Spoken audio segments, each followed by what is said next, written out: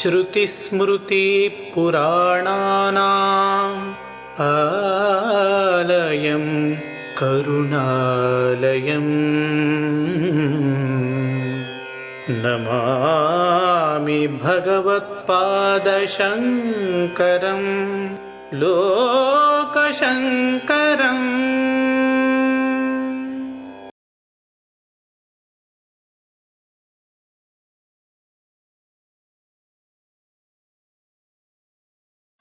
श्रुतिस्मृतिपुराणानाम् आलयं करुणालयं नमामि भगवत्पादशङ्करं लोकशङ्करम्। ವಿಘ್ನರಾಜ ವಿಶುದ್ಧವಾಣಿ ವಿಶಿಷ್ಟ ವಿಷ್ಣು ವಿಶೇಷ ಶಂಕರ. ವಾಯು ಜಲ ಗಗನ ಅನಲ ಅಣು ಓಂಕಾರ ಬ್ರಹ್ಮಾಂಡ ಆದಿಮಧ್ಯ ಅಂತದ ವ್ಯಾಪ್ತಕ್ಕೆ ಸಚ್ಚಿತ್ ಆನಂದ ಆತ್ಮಜ್ಞಾನಕ್ಕೆ ರೂಪು ನೂರರ ಶುದ್ಧ ಚೈತನ್ಯಕ್ಕೆ ನಮೋ ನಮಃ. ಆತ್ಮೀಯ ಭಗವತ್ಪಾದರ ಚರಿತ್ರೆಯಲ್ಲಿ ಆಸಕ್ತಿ ಹೊಂದಿರತಕ್ಕವರೇ, ಆತ್ಮಜ್ಞಾನ ವಿಚಾರ ವಿಮರ್ಶಕರೇ, ಭಗವತ್ಪಾದರ ಸಿದ್ಧಾಂತವನ್ನು ಪ್ರತೀಕ್ಷೆ ಮಾಡ್ತಾ ಇರತಕ್ಕವರೇ, ಅಧ್ಯಯನ ಮಾಡ್ತಾ ಇರತಕ್ಕವರೇ, ಭಗವತ್ಪಾದರು ಚಿಂತನೆ ಮಾಡಿದ, ವಿವರಿಸಿದ ಬಹಳ ದೊಡ್ಡದಾಗಿರತಕ್ಕಂಥ ಒಂದು ಪರಮ ಸತ್ಯ ಸಂಗತಿಯನ್ನು ಕುರಿತು ಆ ಕಾಶಿಯ ಭಕ್ತರ ಅಪೇಕ್ಷೆಯ ಮೇರೆಗೆ ಚಿಂತನೆ ಮಾಡೋದಕ್ಕೆ ಆರಂಭ ಮಾಡಿದ್ದಾರೆ ಭಗವತ್ಪಾದರು. ಈಶಾವಾಸ್ಯೋಪನಿಷತ್ತಿನ ಕೆಲವು ಮಂತ್ರಗಳ ಅರ್ಥವನ್ನು ವಿವರಿಸಿ ಮುಂದಿನದನ್ನು ಕಾಲಭೈರವನ ಗುಡಿಯಲ್ಲಿ ವಿವರಿಸ್ತೀನಿ ಅಂತ ಹೇಳುವುದರ ಮೂಲಕ ತಮ್ಮ ಉಪನ್ಯಾಸ ಮಂಜರಿಯನ್ನು ಮುಕ್ತಾಯ ಮಾಡಿದ್ದಾರೆ. ಆದರೆ ಶ್ರೋತೃಗಳ ಅಪೇಕ್ಷೆಯ ಮೇರೆಗೆ ಅನ್ನಪೂರ್ಣೆಯನ್ನು ಕುರಿತು ಅದರ ತಾತ್ವಿಕ ದರ್ಶನವನ್ನು ಮಾಡಲಿಕ್ಕೆ ಆರಂಭ ಮಾಡಿದ್ದಾರೆ. ಪಾರ್ವತಿ ಕೇಳಿದ ಪ್ರಶ್ನೆಗೆ ಸತ್ಯದ ಮಜಲುಗಳನ್ನು, ಸತ್ಯದ ವಿಭಿನ್ನ ಸ್ತರಗಳನ್ನು, ರೂಪಗಳನ್ನು, ನೆಲೆಗಳನ್ನು ಕುರಿತು ಭಗವತ್ಪಾದರು ಪರಿಚಯ ಮಾಡ್ತಾ ಇದ್ದಾರೆ. ಹಾಗೆ ಪರಿಚಯ ಮಾಡುವುದನ್ನು ಈಶ್ವರ ಪಾರ್ವತಿಯರ ಸಂಭಾಷಣೆಯ ಮೂಲಕ ಸ್ಥಾಪನೆ ಮಾಡ್ತಾ ಇದ್ದಾರೆ. ಅಂದರೆ ಮತ್ತೊಮ್ಮೆ ಶ್ರೋತೃಗಳು ಕೇಳಿದ ಅನ್ನಪೂರ್ಣಾ ತತ್ವವನ್ನು ಕುರಿತು ಚಿಂತನೆ ಮಾಡ್ತಾ ಇರತಕ್ಕಂತಹ ಭಗವತ್ಪಾದರು ಮೇಲ್ನೋಟಕ್ಕೆ ಕಾಣತಕ್ಕಂತಹ ಶಿವಪಾರ್ವತಿಯರ ಘರ್ಷಣೆ, ಪಾರ್ವತಿ ತನ್ನನ್ನು ಮಾಯೆ ಅಂತ ಪರಮೇಶ್ವರ ಕರೆದು ಬಿಟ್ಟ ಅಂತ ಹೇಳಿ ಆಕೆ ಅಂತರ್ಧಾನಳಾಗಿಬಿಟ್ಟಳು, ಕಾಶಿಯಲ್ಲಿ ಮತ್ತೆ ಪ್ರತ್ಯಕ್ಷಳಾಗಿ ಅನ್ನಪೂರ್ಣೆ ಅಂತ ಪ್ರಸಿದ್ಧಳಾದಳು, ಅಲ್ಲಿಗೆ ಸೋತು ಬಂದಂತಹ ಈಶ್ವರ ಆಕೆಯಿಂದ ಆಹಾರ ಸ್ವೀಕಾರ ಮಾಡಿದ ಅನ್ನತಕ್ಕಂತಹ ಕಥೆಯನ್ನು ವಿಶ್ಲೇಷಣೆ ಮಾಡ್ತಾ ಇದ್ದಾರೆ ಭಗವತ್ಪಾದರು. ಕಥೆಯ ಮೇಲ್ನೋಟ ಜನರಿಗೆ ಗೊತ್ತಾಗಲಿ, ಅದರ ಆಂತರ್ಯದ ಅರಿವು ಆಗಿಲ್ಲ, ಅದು ಅರ್ಥ ಮಾಡಿಕೊಳ್ಳಬೇಕಾದ ವಿಷಯ ಅಂತ ಹೇಳಿ ಸತ್ಯದ ಸ್ವರೂಪವನ್ನು ಸ್ಥಾಪನೆ ಮಾಡ್ತಾ ಇದ್ದಾರೆ. ಸತ್ಯದ ಹಲವು ರೂಪಗಳ ಪರಿಚಯವನ್ನು ಮಾಡಿಕೊಡ್ತಾ ಇದ್ದಾರೆ.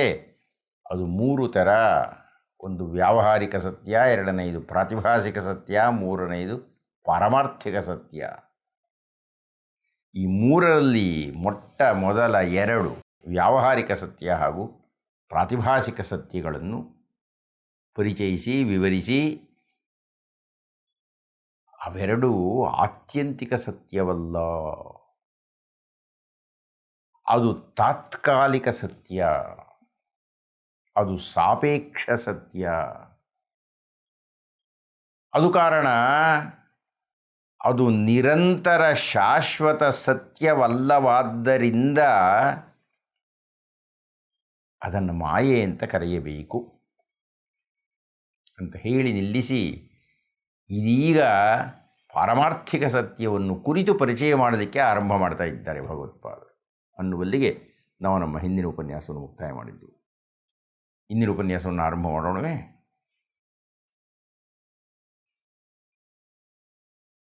ಭಗವತ್ಪಾದರು ಹೇಳ್ತಾ ಇದ್ದಾರೆ, ಪಾರ್ವತಿ ಕೇಳಿದ ಪ್ರಶ್ನೆಗೆ ಪರಮೇಶ್ವರ ಸತ್ಯ ದರ್ಶನವನ್ನು ಮಾಡ್ತಾ ಪಾರಮಾರ್ಥಿಕ ಸತ್ಯ ಅಂದರೆ ಏನು ಅನ್ನುವುದರ ಪರಿಚಯವನ್ನು ಮಾಡ್ತಾ ಇದ್ದಾರೆ. ಪಾರಮಾರ್ಥಿಕ ಅಂದರೆ ಪರಮ ಅರ್ಥ, ಪರಮ ಪ್ರಯೋಜನ, ಪರಮ ಸಾರ್ಥಕತೆ. ಅದು ಪಾರಮಾರ್ಥಿಕ, ಅದು ಆತ್ಯಂತಿಕ, ಅದು ಶಾಶ್ವತ, ಅದು ನಿರಂತರ. ಅಂತಹ ಈಗ ಇದ್ದು ನಾಳೆ ಮರೆಯಾಗದ, ಎಂದೆಂದಿಗೂ ಕಾಲಾತೀತವಾದ ಲಕ್ಷಣವನ್ನು ಹೊಂದಿರತಕ್ಕ ಒಂದು ಪರಮ ಅನುಭೂತಿಯನ್ನು, ಇಂದ್ರಿಯಾನುಭವವನ್ನು ಮೀರಿ ಅನುಭವವಾಗಬೇಕಾಗಿರತಕ್ಕಂತಹ ವಿಷಯವನ್ನು ಕುರಿತು ಪರಮೇಶ್ವರ ವರ್ಣನೆ ಮಾಡ್ತಾ ಇದ್ದಾನೆ. ಪಾರ್ವತಿ, ನಮಗೆಲ್ಲ ದೇಹ ಉಂಟು. ಆ ದೇಹಕ್ಕೆ ಅನೇಕ ಅಂಗೋಪಾಂಗಗಳೂ ಉಂಟು. ಆದರೆ ಆ ದೇಹದ ಯಾವ ಅಂಗೋಪಾಂಗವೂ ಆ ವ್ಯಕ್ತಿಯಲ್ಲ. ಪಾರ್ವತಿ, ನೀನು ದೇವಿಯಾಗಿ ಇದನ್ನು ಅಧ್ಯಯನ ಮಾಡದೆ ಒಬ್ಬ ಮನುಷ್ಯಳಾಗಿ ಚಿಂತನೆ ಮಾಡು. ಈ ಪರಮಸತ್ಯ ಅರ್ಥವಾಗಬೇಕಿದ್ದರೆ ಕಣ್ಣು ಇರುತ್ತದೆ, ಕಣ್ಣು ನೀನಲ್ಲ. ಕಿವಿ ಇರುತ್ತದೆ, ಕಿವಿ ನೀನಲ್ಲ. ಕಣ್ಣು ಕಾಣುತ್ತದೆ, ಆದರೆ ಕಾಣುವುದು ಕಣ್ಣಲ್ಲ. ಕಾಣುವ ಕಣ್ಣು ಯಾವ ದೃಶ್ಯವನ್ನು ಕಾಣುತ್ತಿದೆಯೋ ಅದನ್ನು ನಿಜವಾಗಿಯೂ ಕಾಣುತ್ತಿರುವುದು ಕಣ್ಣಿನ ಹಿಂದಿನ ಮನಸ್ಸು.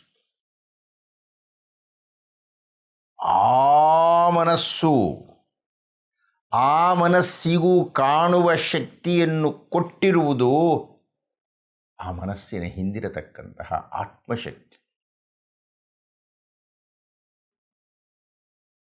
ಈ ಆತ್ಮ ಅನ್ನುವುದು ಪ್ರಜ್ಞಾನವಾಗಿ, ಆನಂದಮಯವಾಗಿ ಜೀವಿಯೊಬ್ಬನ ದೇಹದೊಳಗೆ ಪ್ರವೇಶ ಮಾಡುತ್ತದೆ. ಅಂದರೆ ಒಬ್ಬ ವ್ಯಕ್ತಿ ಅಂತ ಹೇಳಬೇಕಿದ್ದರೆ ಅದು ವ್ಯಕ್ತಿ ಇರಲಿ, ನರನಿರಲಿ, ಸುರನಿರಲಿ, ಸುರಾಧಿಪತಿ ಇರಲಿ, ಯಾರೇ ಇರಲಿ, ದೇಹ ಒಂದಿದೆ ಅಂತ ಇದ್ದ ಹಾಗೆ ಆ ದೇಹಕ್ಕೆ, ದೇಹದ ಚಲನೆಗೆ ಮೂಲಭೂತವಾದ ಶಕ್ತಿಯೊಂದು ಇದೆಯಲ್ಲ, ಆ ಆತ್ಮಶಕ್ತಿಯು ಇದೆಯಲ್ಲ, ಅದು ಇಂದ್ರಿಯ ಗೋಚರವಲ್ಲ. ಇಂದ್ರಿಯಗಳಿಂದ ಅದನ್ನು ಅನುಭವ ಮಾಡಿಕೊಳ್ಳಲು ಸಾಧ್ಯವಿಲ್ಲ. ಅದು ಅರಿವಾಗಬೇಕು, ತನ್ನಿಂದ ತಾನೇ ಪ್ರಯತ್ನಪಟ್ಟು ಮತ್ತೆ ಮತ್ತೆ ದಾಖಲು ಮಾಡಿಕೊಳ್ಳಬೇಕಾದ್ದು ಇಂದ್ರಿಯ ಗಮ್ಯವಾದ, ಇಂದ್ರಿಯ ಅನುಭವದ ಮೂಲಕ ನಮಗೆ ಗೋಚರವಾಗತಕ್ಕಂಥ ಸತ್ಯ ವ್ಯಾವಹಾರಿಕ ಸತ್ಯ. ಆದರೆ ಆ ವ್ಯಾವಹಾರಿಕ ಸತ್ಯವೂ ನನಗೆ ಅರ್ಥವಾಗಬೇಕಾಗಿದ್ದರೆ ನನ್ನ ಇಂದ್ರಿಯಗಳ ಹಿಂದಿನ ಮನಸ್ಸನ್ನು ನಿಯಂತ್ರಣ ಮಾಡ್ತಾ ಇರತಕ್ಕಂತಹ ಅಗೋಚರವಾದ ಆ ಒಂದು ಆತ್ಮಶಕ್ತಿ ಅನ್ನುವುದು ಮೂಲ ಕಾರಣ. ಈ ಆತ್ಮ ಅನ್ನುವುದು ಬದಲಾವಣೆ ಆಗದ್ದು, ಇನ್ನೆಲ್ಲವೂ ಬದಲಾವಣೆ ಆಗಬಹುದು. ಚಿಂತನೆ ಮಾಡು, ಮಗುವಿನ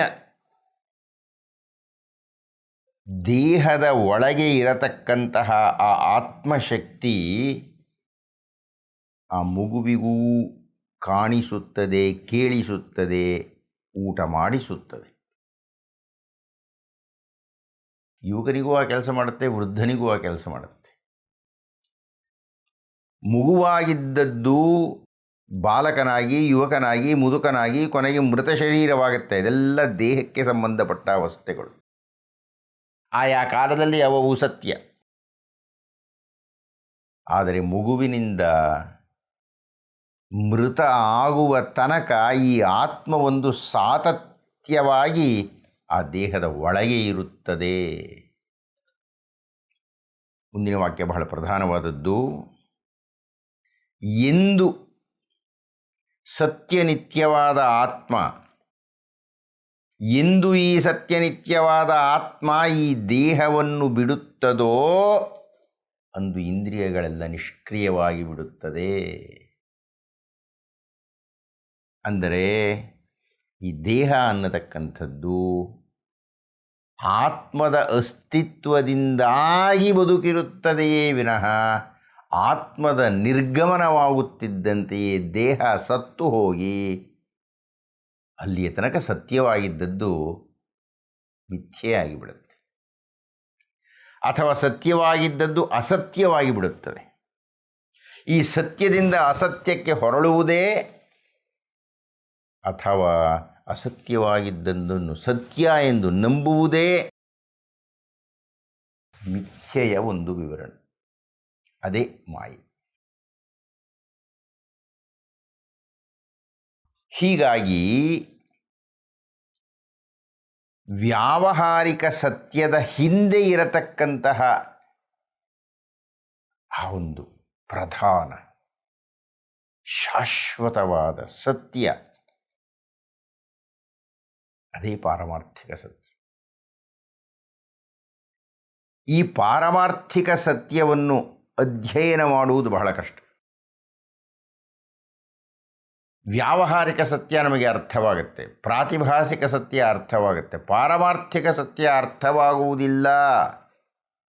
ಯಾಕೆ ಎಂದರೆ ನಾವು ಇಂದ್ರಿಯಗಳ ಮೂಲಕ ಅದನ್ನು ಅರ್ಥ ಮಾಡಿಕೊಳ್ಳಲಿಕ್ಕೆ ಪ್ರಯತ್ನ ಪಡುತ್ತಿರುತ್ತೇವೆ. ಅದು ಸ್ವೇಚ್ಛೆಯಿಂದ ನಮಗೆ ಅರ್ಥ ಆಗಬೇಕು. ತನ್ನಿಂದ ತಾನೇ ತನ್ನನ್ನು ಅದು ತೋರಿಸಿಕೊಳ್ಳಬೇಕು. ಉಪನಿಷತ್ತುಗಳೆಲ್ಲ ಇದನ್ನು ವರ್ಣಿಸಿವೆ. ಋಷಿಗಳೆಲ್ಲ ಇದನ್ನು ಸಂದರ್ಶನ ಮಾಡಿದ್ದಾರೆ. ಹೀಗಾಗಿ ಪಾರ್ವತಿ, ನಿನಗೆ ಇದು ಸ್ಪಷ್ಟವಾಗಬೇಕಿದ್ದರೆ ನಾನು ಮತ್ತೊಂದು ಉದಾಹರಣೆಯನ್ನು ಕೊಡಬೇಕು. ನಿನ್ನನ್ನು ಅರ್ಚಿಸುವವರು ಪಾಯಸ ಅನ್ನಪ್ರಿಯಾದೇವಿ ಅಂತ ನಿನಗೆ ಹೇಳ್ತಾರೆ. ನಿನಗೆ ಅತ್ಯಂತ ಪ್ರಿಯವಾದದ್ದು ಪಾಯಸ ಅಂತ. ಪಾಯಸ ಅಂದರೆ ಯಾವುದು? ಅದೇನು ರವೆ ಪಾಯಸವೇ, ಬೇಳೆ ಪಾಯಸವೇ? ಎಂಥದ್ದೋ ಒಂದು ಪಾಯಸ ಉಂಟಲ್ಲ. ಆ ಹಾಲಿನಲ್ಲಿ ಬೇಯುವುದುಂಟಲ್ಲ, ಅದಕ್ಕೆ ದ್ರಾಕ್ಷಿ ಗೋಡಂಬಿಗಳ ಮಿಲನ ಉಂಟಲ್ಲ, ಅದಕ್ಕೆ ಸಕ್ಕರೆಯ ಸೇರ್ಪಡೆಯುಂಟಲ್ಲ. ಯಾವುದು ಪಾಯಸ? ಏನು ರವೆಯೋ, ಹಾಲೋ, ಮಧುವೋ, ಗೋಡಂಬಿಯೋ, ದ್ರಾಕ್ಷಿಯೋ, ಸಿಹಿಯೋ? ಯಾವುದು ಪಾಯಸ? ಅದು ಯಾವುದೂ ಪಾಯಸವಲ್ಲ. ಅದೆಲ್ಲವೂ ಸೇರಿ ಪಾಯಸ, ಅಥವಾ ಪಾಯಸ ಅನ್ನತಕ್ಕಂತಹ ಶಬ್ದ ಮಾತ್ರದಿಂದ ಪ್ರೀತವಾಗಿರತಕ್ಕ ಅದು ಯಾವುದೋ ಒಂದು ಸಿಹಿ ಉಂಟಲ್ಲ, ಅಷ್ಟೇ. ಅದು ಬಿಟ್ಟು ಪಾಯಸದ ಒಳಗಿರುವ ಯಾವುದೋ ಅಂಗಗಳು ಯಾವುದೂ ಪಾಯಸವಲ್ಲ. ನಮ್ಮ ಕಣ್ಣಿಗೆ ಕಾಣಿಸ್ತಾ ಇರತಕ್ಕಂಥ ಇಂದ್ರಿಯ ಗೋಚರವಾದ ಪಾಯಸ ಅಲ್ಲ.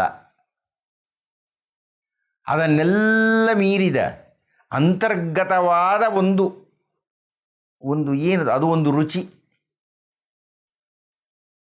ಹಾಗೆಯೇ ದೇಹ ಕಾಣುವುದು ಅದ ಸತ್ಯವಲ್ಲ. ಆ ದೇಹದ ಒಳಗೆ ಇರತಕ್ಕಂತಹ ಆತ್ಮಶಕ್ತಿ ಅದು ನಮಗೆ ಕಾಣಿಸ್ತಾ ಇಲ್ಲ. ಅದು ಪರಮಸತ್ಯ. ಆ ಪರಮಸತ್ಯ ನಂಟು ಹೊಂದಿರತಕ್ಕದ್ದು ಪರಮ ಆತ್ಮದ ಜೊತೆಗೆ. ಅದು ಮಹಾನ್ ಸತ್ಯ, ನಿರಂತರ ಸತ್ಯ. ಹೀಗಾಗಿ ಎಲ್ಲ ದೇಹಗಳ ಒಳಗೆ ಇರತಕ್ಕಂತಹ ಆ ಪರಮಾತ್ಮ ಶಕ್ತಿಯುಂಟಲ್ಲ, ಯಾವುದನ್ನು ನಾವು ಆತ್ಮ ಅಂತ ಕರೀತಾ ಇದ್ದೇವೆ, ಅದು ಆ ಪರಮಾತ್ಮದ ಅಂಶವಾಗಿ, ಪರಮಾತ್ಮದ ಕಿರಣವಾಗಿ, ಪರಮಾತ್ಮದ ಯಾವುದೋ ಒಂದು ರವೆಯಷ್ಟು ಭಾಗವಾಗಿ ಪ್ರತಿಯೊಂದು ದೇಹದಲ್ಲಿಯೂ ಇದೆ. ಅದನ್ನೇ ನಾವು ಅಂತರ್ಯಾಮಿ ಅಂತ ಕರೀತೀವಿ. ಆ ಅಂತರಂಗದಲ್ಲಿ ಇರತಕ್ಕಂತಹ ಪರಮಾತ್ಮ ಶಕ್ತಿ ಅದೊಂದೇ ಶಾಶ್ವತ ಸತ್ಯ, ಅದೊಂದೇ ಪಾರಮಾರ್ಥಿಕ ಸತ್ಯ. ಹೀಗಾಗಿ ಪಾರ್ವತಿ, ಈ ಸತ್ಯ ದರ್ಶನದ ಭಾಗವನ್ನು ಮುಕ್ತಾಯ ಮಾಡುತ್ತಾ ಇಷ್ಟು ಅರ್ಥ ಮಾಡಿಕೊಳ್ಳೋಣ. ಒಂದು, ವ್ಯಾವಹಾರಿಕ ಸತ್ಯ ಇಂದ್ರಿಯ ಗೋಚರವಾದದ್ದು, ಕಣ್ಣು ಕಿವಿ ಬಾಯಿ ಮೂಗುಗಳ ಮೂಲಕ ಅರ್ಥವಾಗತಕ್ಕದ್ದು. ಎರಡನೆಯದು, ಪ್ರಾತಿಭಾಸಿಕ ಸತ್ಯ, ಕನಸಿನಲ್ಲಿ ಕಂಡು ಕನಸನ್ನು ಕಾಣುವ ಕಾಲದ ತನಕ ಸತ್ಯ ಅಂತ ಭಾವಿಸತಕ್ಕದ್ದು.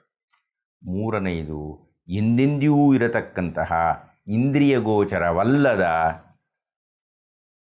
ಪಾರಮಾರ್ಥಿಕ ಸತ್ಯ, ಅದೇ ಪರಮಾತ್ಮ ಸತ್ಯ, ಅದೇ ಸತ್ಯ ಸತ್ಯ ನಿತ್ಯ ಸತ್ಯ.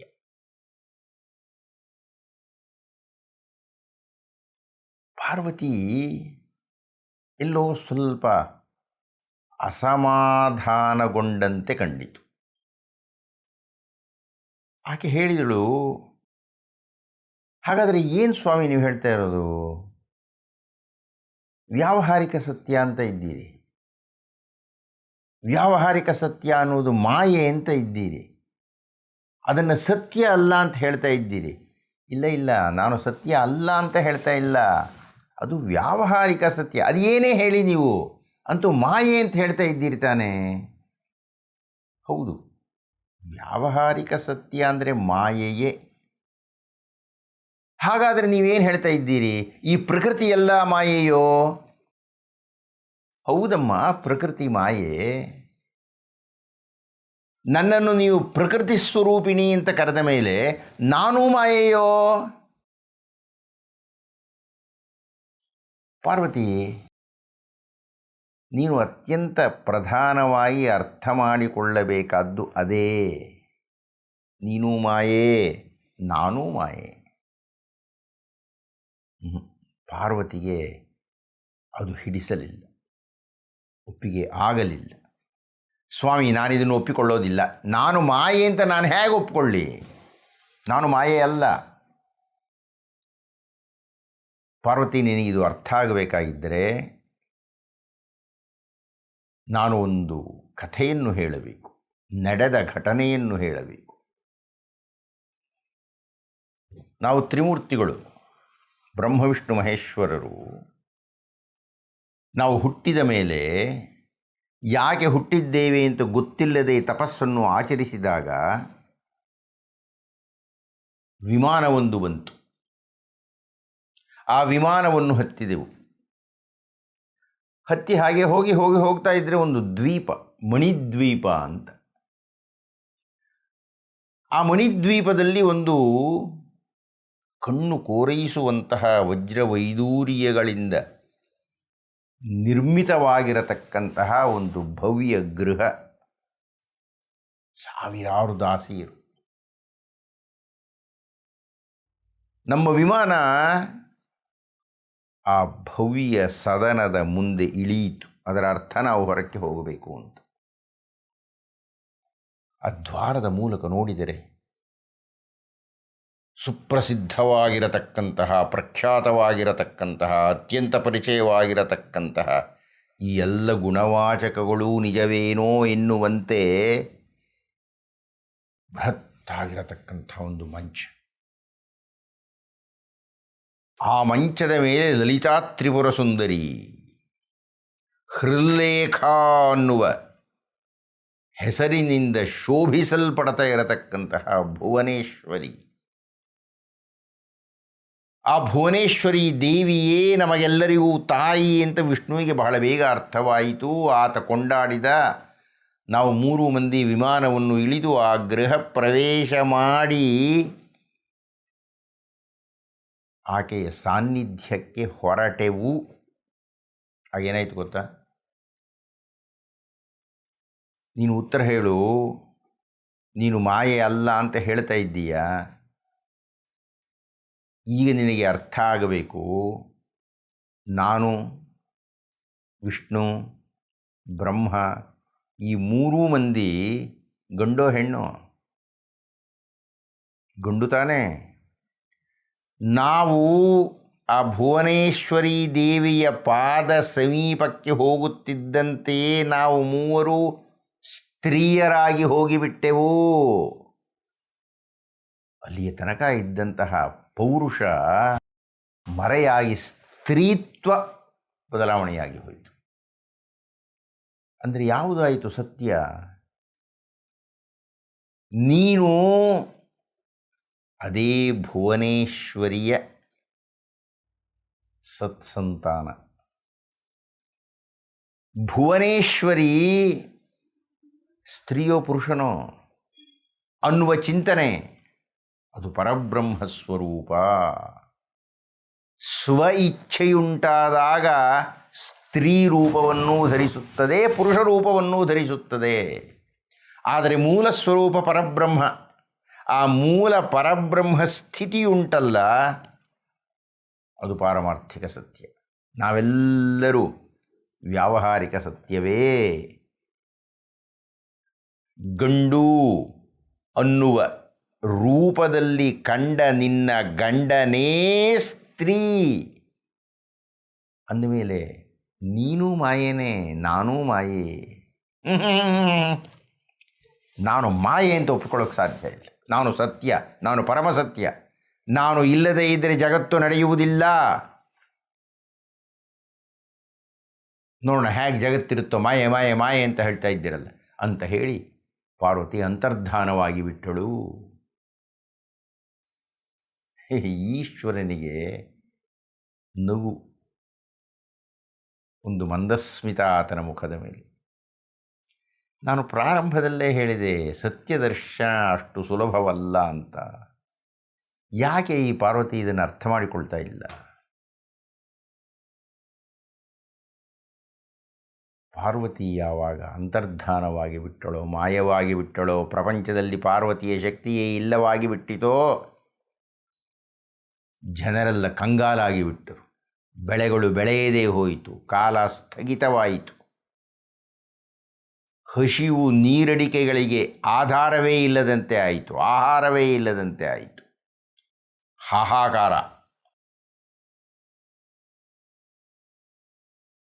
ಇದೀಗ ಪಾರ್ವತಿ, ಎಷ್ಟೇ ಆಗಲಿ ತಾಯಿ, ಎಷ್ಟೇ ಆಗಲಿ ಆ ಭುವನೇಶ್ವರಿಯ ಸ್ವರೂಪವೇ ಇಲ್ಲವೇ, ಆಕೆ ತನ್ನ ಪ್ರಜೆಗಳ ಸಂಕಟವನ್ನು ಕೇಳಿ ಮನಸ್ಸು ವಿಚಲಿತವಾಗಿ ಕಾಶಿಯಲ್ಲಿ ಪ್ರತ್ಯಕ್ಷಳಾದಳು.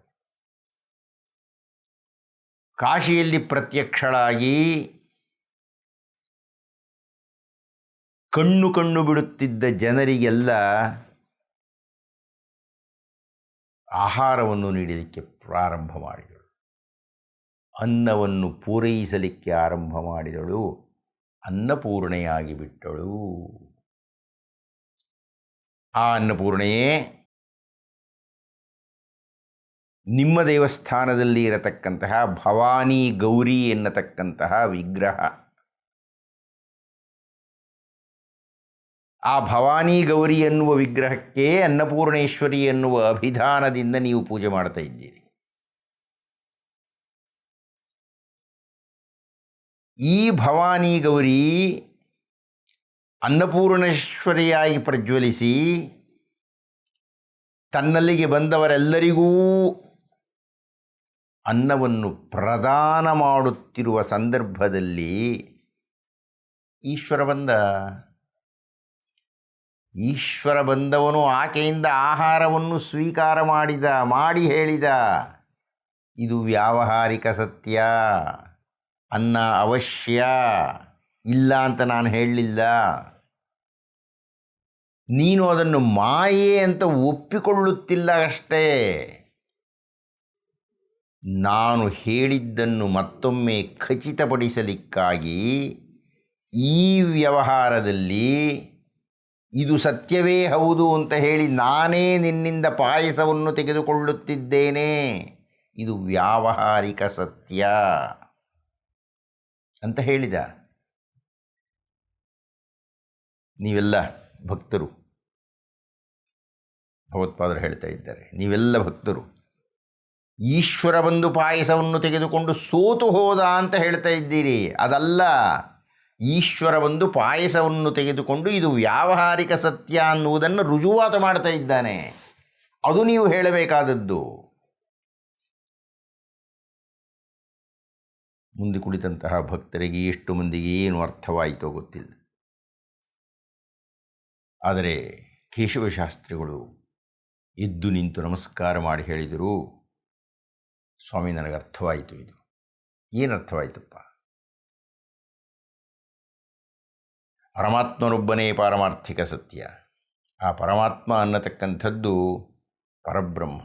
ಆ ಪರಬ್ರಹ್ಮ ಅನ್ನತಕ್ಕಂಥದ್ದು ಸ್ತ್ರೀಯೂ ಹೌದು, ಪುರುಷನೂ ಹೌದು. ಸ್ತ್ರೀಯೂ ಅಲ್ಲ, ಪುರುಷನೂ ಅಲ್ಲ. ಅದು ನಿರಾಕಾರವಾಗಿರತಕ್ಕ, ಅದೊಂದು ನಿರಾಕಾರವಾಗಿರತಕ್ಕ, ಇಂದ್ರಿಯ ಗೋಚರವಲ್ಲದ, ಅದು ಯಾವುದೋ ಒಂದು ಈ ಸೃಷ್ಟಿಯನ್ನೆಲ್ಲ ನಿಯಂತ್ರಣ ಮಾಡತಕ್ಕ ಶಕ್ತಿ ಅಂತ ಅರ್ಥ ಆಯಿತು. ಅದನ್ನು ಬಿಟ್ಟು ಉಳಿದದ್ದೆಲ್ಲ ವ್ಯಾವಹಾರಿಕ ಸತ್ಯ ಅಲ್ವೇ ಸ್ವಾಮಿಗಳೇ? ಆಯಿತು, ಇಂದಿನ ಉಪನ್ಯಾಸವನ್ನು ಮುಗಿಸೋಣ, ಹೊರಡೋಣ. ಅರ್ಚಕರು ಬಂದು ಹೇಳಿದರು, ಇಷ್ಟು ದಿವಸ ಬಂದು ಹೋಗ್ತಾ ಇದ್ದೀರಿ, ದಯವಿಟ್ಟು ಅನ್ನಪೂರ್ಣೇಶ್ವರಿ ದರ್ಶನವನ್ನು ತಾವು ಮಾಡಿಬಿಟ್ಟರೆ, ಆಕೆಗೂ ಒಂದು ಮಂಗಳಾರತಿಯನ್ನು ಎತ್ತಿಬಿಟ್ಟರೆ ನಡೀರಿ ಹೋಗೋಣ ಅಂತ ಭಗವತ್ಪಾದರು ಭವಾನಿ ಗೌರಿಯ ದೇಗುಲಕ್ಕೆ ಬಂದಿದ್ದಾರೆ. ಆಗ್ಗೆ ಆ ಭವಾನಿ ಗೌರಿಯ ದೇಗುಲವೇ ಅನ್ನಪೂರ್ಣೇಶ್ವರಿ ದೇವಸ್ಥಾನ ಅಂತ ಕರೆಯಲ್ಪಡ್ತಾ ಇದ್ದದ್ದು. ಇಲ್ಲಿಗೆ ನಮ್ಮ ಉಪನ್ಯಾಸವನ್ನು ಇಂದು ಮುಗಿಸಿ ಮುಂದಿನ ಉಪನ್ಯಾಸದಲ್ಲಿ ಭಗವತ್ಪಾದರು ಅನ್ನಪೂರ್ಣೇಶ್ವರಿಯ ದರ್ಶನವನ್ನು ಮಾಡುವುದನ್ನು ಕಾಣೋಣ. ಆಗ್ಬೋದೇ? ಶಂಕರಂ ಶಂಕರಾಚಾರ್ಯಂ ಕೇಶವಂ ಬಾದರಾಯಣಂ ಸೂತ್ರಭಾಷ್ಯಕೃತೌ ವಂದೇ ಭಗವಂತೌ ಪುನಃ ಪುನಃ.